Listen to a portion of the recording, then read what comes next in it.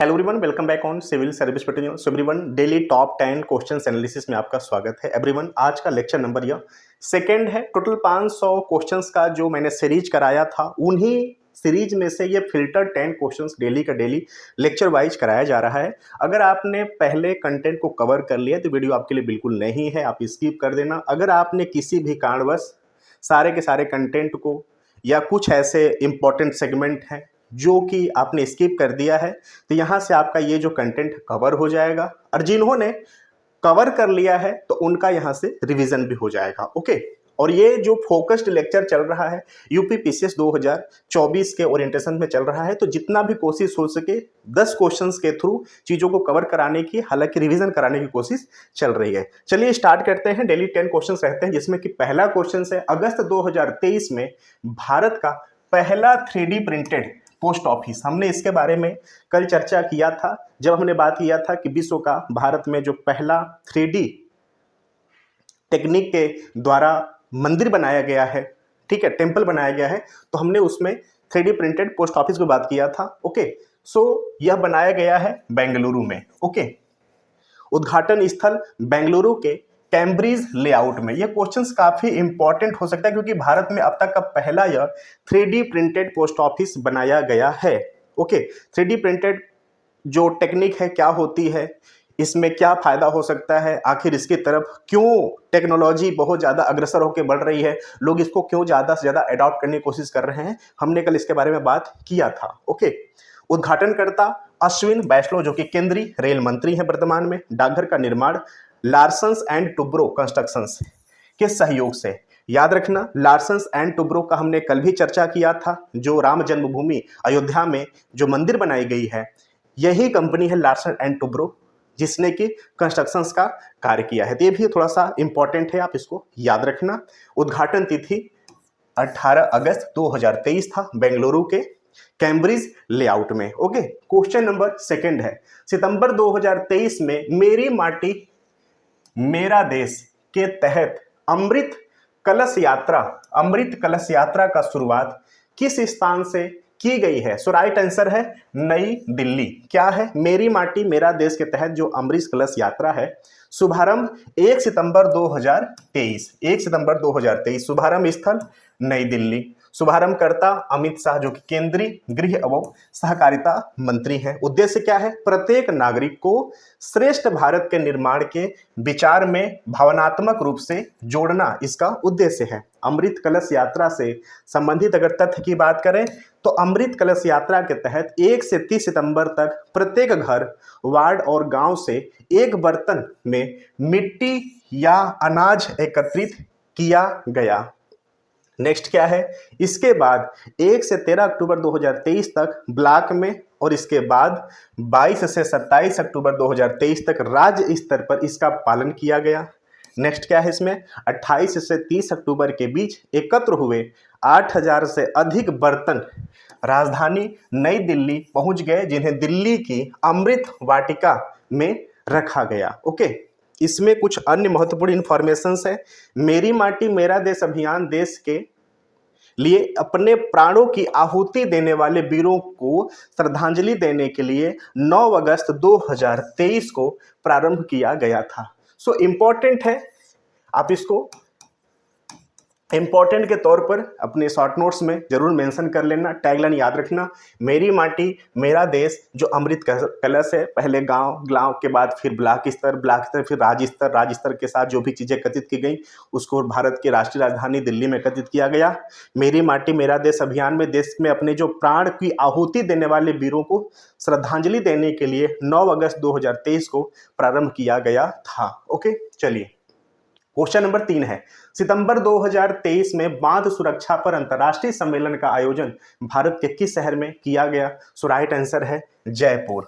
Okay, right answer है जयपुर। बांध सुरक्षा पर अंतर्राष्ट्रीय सम्मेलन का जो आयोजन तिथि थी, वह था अवधि 14 से 15 सितंबर 2023। आयोजन स्थल जयपुर। सम्मेलन की थीम था सुरक्षित बांध राष्ट्र की समृद्धि सुनिश्चित करते हैं। भागीदार कौन है? भारत सहित 15 देशों के विशेषज्ञों ने भाग लिया था।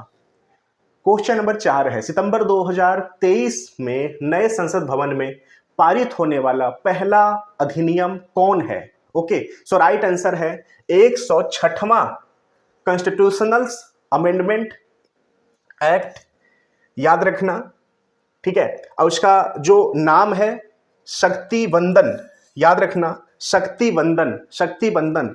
यह 1/3 महिला आरक्षण का बात करता है, लोकसभा और विधानसभा के चुनाव के अंतर्गत महिला के आरक्षण की बात करता है, चुनाव में प्रतिनिधि के रूप में। ठीक है, सो 106वां संविधान संशोधन अधिनियम, यह इंपॉर्टेंट क्यों हो जाता है? क्योंकि भारत का जो नया संसद भवन बना है, उस संसद भवन में पारित होने वाला यह पहला अधिनियम था। ओके, अधिसूचना तिथि 29 सितंबर 2023। अधिसूचित अधिनियम 106वां संविधान संशोधन अधिनियम, अधिनियम का नाम है शक्ति वंदन अधिनियम। नए अधिनियम में महिला के लिए आरक्षण की सीमा लोकसभा और राज्य विधानसभाओं में 33% का आरक्षण का बात यह करता है। अन्य महत्वपूर्ण तथ्य की बात करें तो यह अधिनियम 334 दो मतों के भारी बहुमत से लोकसभा में पास हुआ था। तो थोड़ा सा ये इंपॉर्टेंट हो जाता है क्योंकि इसको सबसे रिकॉर्ड बहुमत कहा जाता है ऐसे बहुमतों को। ठीक है, थोड़ा सा आप इसको मेंशन रखना। और हालांकि अभी ये जो आरक्षण पारित किया गया है, ये अभी लागू नहीं होने वाला। जो 2024 में जो लोकसभा चुनाव अभी होने वाला है, यहाँ पर लागू नहीं होने वाला है। जब अगला जनगणना हो जाएगा 2024 के चुनाव के बाद, जो लंबित जनगणना है, जब वो जनगणना हो जाएगी, परिसीमन आयोग अपनी रिपोर्ट सबमिट कर देगी, उसके बाद यह जो आरक्षण है 33% का महिलाओं के लिए, इसको लागू कराया जाएगा। ओके, क्वेश्चन नंबर 5, सितंबर 2023 में किसने स्किल इंडिया डिजिटल प्लेटफॉर्म का शुभारंभ किया है? सो राइट आंसर है Dharmendra Pradhan. Skill India digital जो प्लेटफॉर्म है, यह शुभारंभ तिथि 13 सितंबर 2023। शुभारंभकर्ता धर्मेंद्र प्रधान, जो कि केंद्रीय शिक्षा और कौशल विकास मंत्री हैं। संबंधित मंत्रालय केंद्रीय शिक्षा और कौशल मंत्रालय। उद्देश्य क्या है? भारत के कौशल, शिक्षा, रोजगार और उद्यमिता परिदृश्य को रूपांतरित करना। इसमें और जो इंफॉर्मेशंस है, skill India digital platform Bharat में कौशल विकास के लिए डिजिटल पब्लिक इंफ्रास्ट्रक्चर है। यह एक अत्याधुनिक मंच है जो सभी कौशल पहलों को एक साथ लाता है। क्वेश्चन नंबर 6, अक्टूबर 2023 में शुभारंभ किए गए मेरा युवा भारत मंच के बारे में निम्नलिखित कथनों पर विचार कीजिए। ओके, सो यह एक स्वायत्त निकाय है जो 15 से 29 वर्ष की आयु वर्ग के लोगों को लाभान्वित करेगा। दूसरा क्या है? इसका प्राथमिक उद्देश्य इसे युवाओं की उन्नति के लिए समर्पित एक संपूर्ण निजी मंच बनाना है। ठीक है, सो राइट आंसर यहां पर है केवल एक, यानी कि यह एक स्वायत्त निकाय है जो 15 से 29 वर्ष की आयु वर्ग के लोगों को लाभान्वित करेगा। याद रखना, यहाँ पर जो एज सीमा है, इसको प्लीज आप याद रखना, यह 15 से 29 वर्ष के लोगों को इसमें लाभ पहुंचाया जाएगा। सो जो मेरा युवा भारत है, शुभारंभ तिथि 31 अक्टूबर 2023। शुभारंभकर्ता प्रधानमंत्री नरेंद्र मोदी। इंपॉर्टेंट हो जाता है। ठीक है, क्या है यह? सर एक स्वायत्त निकाय है, ये भी आप याद रखना, आपसे पूछा जा सकता है। तो एक स्वायत्त निकाय है। ओके, यह राष्ट्र युवा नीति में दी गई युवा की परिभाषा के अनुरूप 15 से 29 वर्ष की आयु वर्ग के युवाओं को लाभान्वित करेगा। ओके, जो लाभार्थियों की आयु है वह 10 से 19 वर्ष होगी। यह एक फिजिकल प्लेटफॉर्म, जो कि फिजिकल और डिजिटल, याद रखना, आपसे यहां से यह भी पूछा जा सकता है कि जो फिजिकल है, ठीक है, तो फिजिकल प्लस डिजिटल है। ठीक है, इसमें भौतिक गतिविधियों के साथ ही साथ डिजिटल रूप में जोड़ने का भी अवसर शामिल है।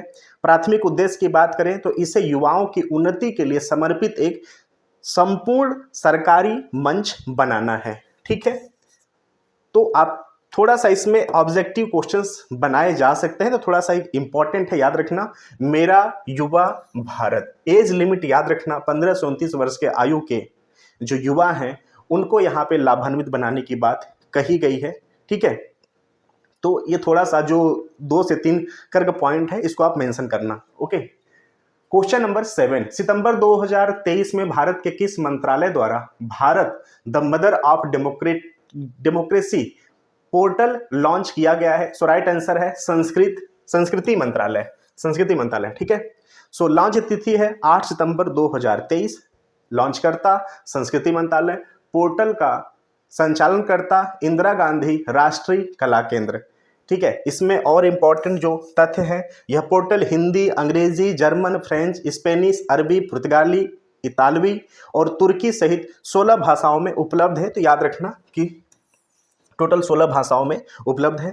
इस पोर्टल में भारत में लोकतंत्र के इतिहास पर सामग्री प्रदर्शित किया गया है। इसमें सिंधु सरस्वती सभ्यता से लेकर 2019 तक लगभग 7000 वर्षों के लोकतांत्रिक लोकाचार को प्रदर्शित किया गया है। ओके, तो थोड़ा सा ये टैग लाइन भी आप याद रखना, यहाँ से इंफॉर्मेशन पूछा जा सकता है।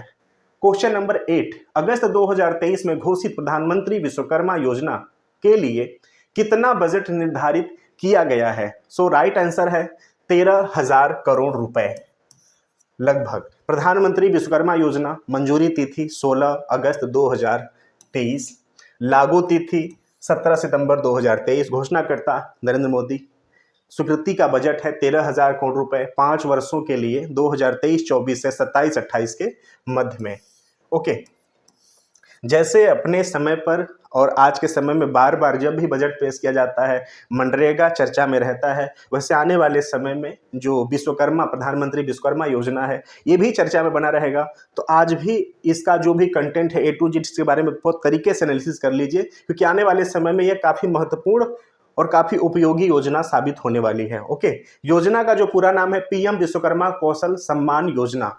क्या है? सो ग्रामीण और शहरी भारत के पारंपरिक कारीगरों, याद रखना, पारंपरिक कारीगरों और शिल्पकारों के समर्थन के लिए यह केंद्रीय योजना पहली बार 18 पारंपरिक व्यापारों को शामिल किया गया है। आपसे पूछा जा सकता है कि जो प्रधानमंत्री विश्वकर्मा योजना है यहाँ पे टोटल जो 18 पारंपरिक व्यापार शामिल किए गए हैं। 5% रियायती ब्याज दर के साथ 1 लाख पहली किस्त और 2 लाख दूसरी किस्त तक ऋण की सहायता मिलेगी। तो याद रखना 5% रियायती ब्याज के साथ। योजना के घटक मान्यता प्रमाण पत्र और IT कार्ड, कौशल उन्नयन, टूल किट प्रोत्साहन, ऋण सहायता, डिजिटल लेन देन के लिए प्रोत्साहन और विपणन समर्थन। प्रशिक्षण की अवधि में वजीफा प्रतिदिन 500 रुपये। ओके, लाभार्थी कॉरपोरेटर, नाव बनाने वाले, अस्त्र बनाने वाले, लोहार, ताला बनाने वाले, सुनार, कुम्हार, दर्जी, धोबी, नाई इत्यादि लोगों को इसमें शामिल किया जाएगा। ठीक है, महत्वपूर्ण क्या है कि यहाँ पर ये याद रखना कि यहाँ पर टोटल 18 पारंपरिक व्यापारों को शामिल अभी किया गया है। आने वाले समय में इसको बढ़ाया भी जा सकता है। इसका बजट जो आवंटन है याद रखना 13,000 करोड़, ये इंपॉर्टेंट है। यहाँ से वन लाइन में आपसे मैटर पूछा जा सकता है। साथ ही साथ इसका जो लागू होने की तिथि है 17 सितंबर 2023, ये भी याद रखना। अभी जो अंतरिम बजट पेश हुआ था उसमें इसका चर्चा है। ओके, अब आने वाली जब भी बजट आती रहेंगी, चाहे वो एक पूर्ण बजट हो चाहे अंतरिम बजट हो, उसमें इस योजना का मनरेगा के साथ साथ चर्चाएं रहेंगे। तो थोड़ा सा इसको आप विशेष मान के चलना और इंपॉर्टेंट के तौर पे देखते चलना। क्वेश्चन नंबर 9, ICC अंडर 19 महिला विश्व कप का आयोजन वर्ष 2023 में किस देश में संपन्न हुआ? सो राइट आंसर है दक्षिण अफ्रीका। सो ICC अंडर 19 महिला विश्व कप आयोजन स्थल दक्षिण अफ्रीका। आयोजन अवधि 14 से 29 जनवरी 2023 के मध्य। संस्करण कौन सा था? प्रथम था। यहां से मैटर पूछा जा सकता है, तो याद रखना। आयोजनकर्ता ICC, विजेता कौन है इसमें? भारत। ओके, उपविजेता इंग्लैंड। फाइनल मैच में man of the match Titas Sadhu Bharat की। Okay, man of the series Grace Stevens England. श्रृंखला में सर्वाधिक रन श्वेता सहरावत 297 भारत की। श्रृंखला में सर्वाधिक wicket Maggie Clark 12 wicket Australia की। इंपॉर्टेंट है, इसको भी आप याद रखना। श्रृंखला में जो सम्मिलित टीमें हैं टोटल 16 थी। अन्य महत्वपूर्ण तथ्य जो है तो अंडर 19 भारतीय महिला टीम की कप्तान सैफाली वर्मा थी। वर्ष 2025 का आईसीसी अंडर 90 महिला विश्व कप का आयोजन मलेशिया व थाईलैंड में होगा। मैटर यहां से पूछा जा सकता है। ऐसे इंपॉर्टेंट जो तथ्य हैं वो यूपी पीसीएस के काफी चहेते कंटेंट रहते हैं। आगामी समारोह, आगामी मैच, आगामी डेट पूछ लेते तो ये आपको थोड़ा सा मेंशन रखना है। क्वेश्चन नंबर 10 और आज का लास्ट क्वेश्चन है, वर्ष 2022-23 में खेले गए रणजी ट्रॉफी टूर्नामेंट का विजेता कौन रहा? सो राइट आंसर है सौराष्ट्र। ओके, सो आयोजन अवधि 13 दिसंबर 2022 से 20 फरवरी 2023 के मध्य। फाइनल मैच का आयोजन ईडन गार्डन स्टेडियम कोलकाता। विजेता कौन है? सौराष्ट्र। उपविजेता बंगाल। रणजी ट्रॉफी का यह 88 नंबर का श्रृंखला था। रणजी ट्रॉफी में बीसीसीआई के संबंध 38 टीमों ने भाग लिया था। सौराष्ट्र ने यह श्रृंखला दूसरी बार जीती है। इससे पूर्व 2019-20 में इस ट्रॉफी को जीता था। तो याद रखना कि सौराष्ट्र का यह सेकेंड टाइम है विनर होने का। सो एवरीवन, टोटल 10 क्वेश्चंस था जो कि यहाँ पर एंड होता है।